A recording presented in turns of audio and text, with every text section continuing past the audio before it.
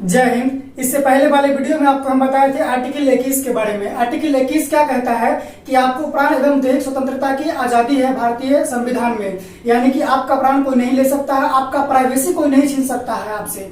लेकिन जब संविधान में इस आर्टिकल को पेश किया जा रहा था उस टाइम पे डॉक्टर भीमराव अंबेडकर और BM राव साहब के बीच में बहुत बड़ा बहस छिड़ गया कि आप एक तरफ संविधान में अधिकार दे रहे हैं लोगों को कि आपका अधिकार है कि आपकी जान और आपकी प्राइवेसी कोई नहीं छीन सकता, या सरकार या पब्लिक।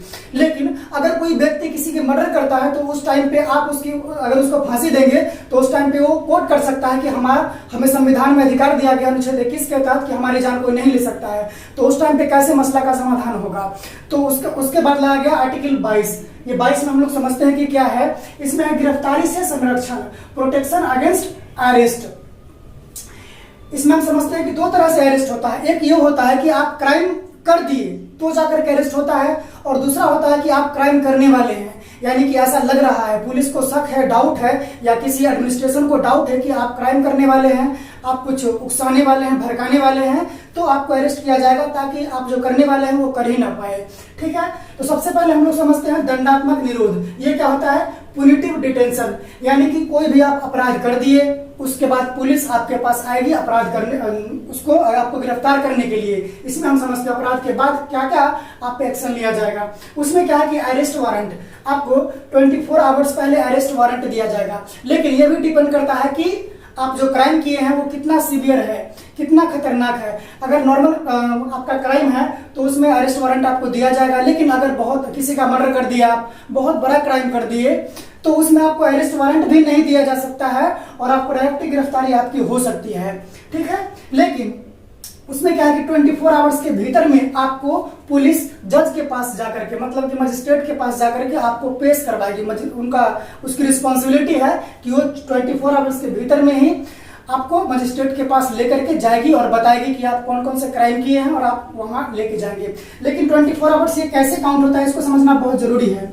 जैसे मान लीजिए कि पुलिस किसी के घर से लाएगी गिरफ्तार करके, तो जो टाइम पीरियड होगा रास्ता और पुलिस स्टेशन के बीच का, वो टाइम पीरियड काउंट नहीं होगा। अगर मान लीजिए कल होकर के 22 घंटा हो गया और पुलिस के पास सिर्फ 2 घंटा है मजिस्ट्रेट के पास ले जाने के लिए, और 2 घंटा का रास्ता भी है, अगर रास्ते में जाता है, रास्ते में जाम फंस गया, बहुत उसको टाइम लग गया, तो जो जाम फंस गया उसका टाइम और रास्ते में जो कवर किया उसका टाइम, वो सब टाइम इसमें काउंट नहीं होता है 24 आवर्स में, याद रखिएगा। या मान लीजिए कोई क्लोज हॉलीडे है, संडे है, छुट्टी का दिन है, तो वो दिन भी काउंट इसमें नहीं होता है। यानी कि जो ट्रैवलिंग का टाइम और छुट्टी का टाइम ये काउंट नहीं होता है। उसके बाद 24 आवर्स के भीतर में पुलिस आपको मजिस्ट्रेट के पास, जज के पास लेकर के जाएगी, पेशी करेगी आपको। अब इसमें क्या है कि मान लीजिए कि अगर आप सक्षम हैं, आपके पास पैसा है, तो आप अपने हिसाब से वकील को, एडवोकेट को हायर कर सकते हैं अपने तरफ से। लेकिन अगर आपके पास पैसा नहीं है तो आपकी तरफ से सरकारी वकील भी लड़ सकते हैं। सरकार ऐसा प्रोविजन दे रखा है हमारे भारतीय संविधान में। लेकिन आप देखते होंगे कि सरकारी जो वकील होते हैं हमेशा लगभग केस में वो केस हार ही जाते हैं, क्योंकि वो लड़ते नहीं, उनको पता है कि सरकार सैलरी देगी, तो अच्छे से वो उस केस स्टडी नहीं करते हैं। ठीक है, अब हम लोग समझते हैं कि निवारक निरोध, यानी कि कोई क्राइम आप करने वाले हैं, पुलिस को डाउट है, एडमिनिस्ट्रेशन को डाउट है कि आप कोई क्राइम करने वाले हैं, तो उस क्राइम को रोकने के लिए ही क्राइम से पहले आपको अरेस्ट कर लिया जाएगा। यानी कि अपराध से पहले ही आपको कोई इंफॉर्मेशन नहीं दिया जाएगा, आपको कोई वारंट नहीं इशू नहीं किया जाएगा और आपको सीधा कस्टडी में रख दिया जाएगा। ठीक है, कस्टडी मतलब वो नहीं कि जेल की तरह होगा, लेकिन आपको कुछ जो सुविधा होता है, फैसिलिटी होता है, उसका कर्टेल कर दिया जाएगा। जैसे मान लीजिए कि सिनेमा हॉल नहीं देखने दिया जाएगा, बाहर आपको नहीं जाने दिया जाएगा, जो अंदर में टीवी वगैरह है उसका कनेक्शन काट दिया जाएगा, बाहर की दुनिया से आपका जो रास्ता है वो काट कर दिया जाएगा। यानी कि बाहर में क्या हो रहा है उसके बारे में आपको पता नहीं चलेगा, आपको घर के अंदर में ही या किसी बिल्डिंग के अंदर में ही अरेस्ट कर दिया जाएगा। इसमें क्या है कि आपको वारंट इशू नहीं किया जाएगा, और इसमें पुलिस 3 महीने रख सकती है आपको अरेस्ट में, 3 महीने तक। सोचिए जरा कितना बड़ा पीरियड है और बिना वारंट के भी। लेकिन मान लीजिए कि अगर जो एडवाइजरी बोर्ड है जिसने स्टडी किया है कि आप कोई क्राइम करने वाले हैं, चाहे आपके कारण से कोई दंगा कुछ होने वाला है, तो अगर एडवाइजरी बोर्ड रिकमेंड करती है तो आपको 3 महीने से अधिक समय तक भी आपको अरेस्ट किया जा सकता है।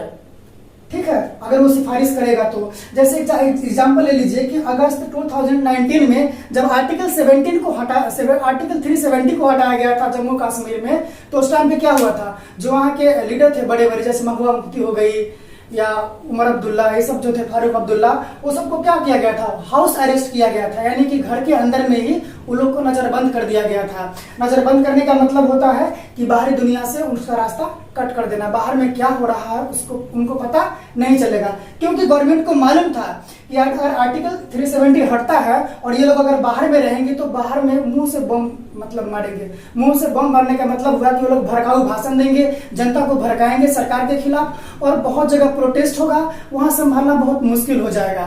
ठीक है, इसलिए इन लोगों को नजरबंद कर दिया गया वहां पर। ये लोग कोई क्राइम नहीं किए थे, लेकिन ऐसा गृह मंत्रालय के एडवाइजरी बोर्ड को शक लगा था, डाउट लगा था कि ऐसा हो सकता है, इसीलिए उसके सिफारिश पे इन लोग को घर में ही नजरबंद कर दिया गया, ताकि ये लोग जनता को न भड़का सके और क्राइम ना हो सके।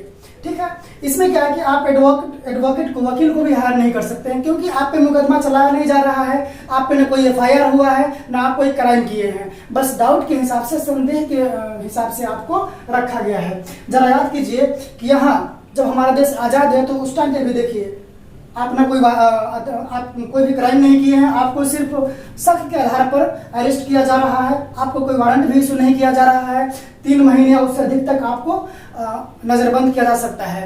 लेकिन याद कीजिए, इतिहास में आपको हम पढ़ाया था रॉलेट एक्ट, जब 1919 ईस्वी में सर सिडनी रॉलेट ने एक एक्ट लाया था जिसमें आपको बिना अपील, बिना दलील और बिना वकील के आपको अरेस्ट किया जा रहा था।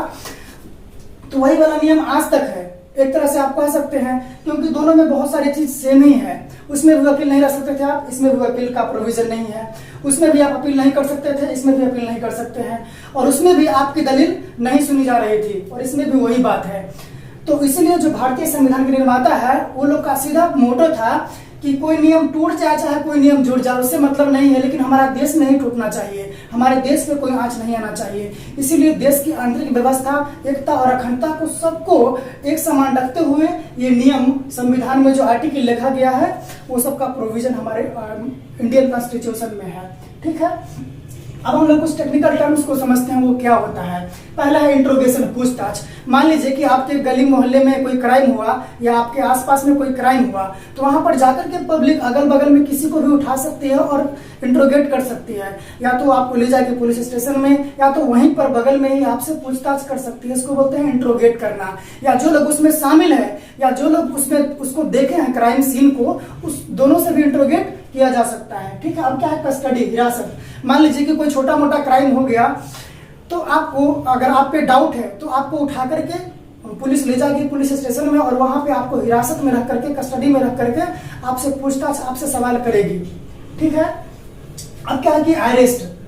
मान लीजिए कोई सीवियर क्राइम कर दिया, बहुत बड़ा क्राइम कर दिया, किसी का मर्डर कर दिए, तो उसमें क्या होगा कि आपको वारंट इशू किया जाएगा या वारंट नहीं भी इशू किया जाएगा। ठीक है, वो डिपेंड करता है सिचुएशन कैसा है, किस तरह का आप क्राइम किए हैं, कैसा वहां पे माहौल बन रहा है पुलिस के हिसाब से। ठीक है, तो आपको अरेस्ट कर लिया जाएगा और पुलिस ले जाएगा पुलिस स्टेशन में। उसके बाद क्या होता है कि जैसे ही ले जाएगा पुलिस आपको पुलिस स्टेशन में, तो यहाँ पे आपको हम बताए हैं कि 24 आवर्स से अधिक देर तक आपको नहीं रख सकती है। 24 घंटे के भीतर में वो ले जाएगा आपको जुडिशियल कस्टडी में, यानी कि मजिस्ट्रेट के पास, जज के पास आपको ले जाएगा वहां पर। ठीक है, लेकिन मान लीजिए कि जज तो जानता है कि पुलिस के पास फिर इसको भेजेंगे नहीं, क्योंकि पुलिस थोड़ी थार के जबरदस्ती इससे उगलवाही लेगी, उल्टा पुल्टा बयान। इसीलिए जज क्या करता है, अपने पास रख लेता है। अपने पास रखने का मतलब थोड़ी ना अपने घर पे ले जाएगा, इसको भेज देता है जेल में, जुडिशियल कस्टडी। मतलब जेल किसके अंदर में होता है, ये जज के अंदर में होता है। जज, जेल का अलग पुलिस होता है, पुलिस अलग होता है। ठीक है, जज का, जेल का पुलिस अलग होता है, तो जज भेज देगा उसको जेल में। लेकिन मान लीजिए कि पुलिस पहले अरेस्ट किया, 24 आवर्स के भीतर में उसको भेज दिया जज के पास, मतलब जेल में भेज दिया। अब क्या है कि अगर फिर उसको कुछ पूछताछ करना है, कहीं पे मामला फंस रहा है, उसको कहीं डाउट लग रहा है, तो फिर मामले का तहकीकात कैसे करेगा, उसका जांच कैसे करेगा, या कोई सबूत इकट्ठा करना हो जिसका बेसिस ही यही आदमी हो जिसको उन्होंने जुडिशियल कस्टडी में भेज दिया, तो फिर कैसे करेगा।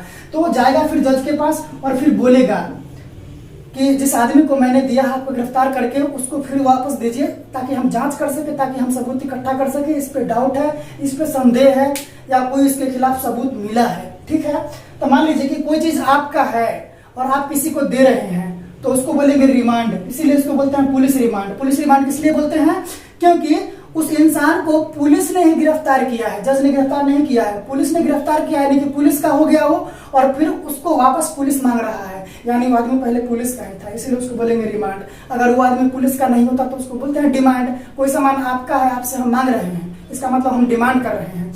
लेकिन कोई मेरा ही सामान है, आपको हम दिए हैं रखने के लिए, फिर दोबारा आपसे वापस मांग रहे हैं, तो उसको बोलेंगे रिमांड। यानी कि पुलिस लेती है रिमांड पे। रिमांड पे कब लेती है?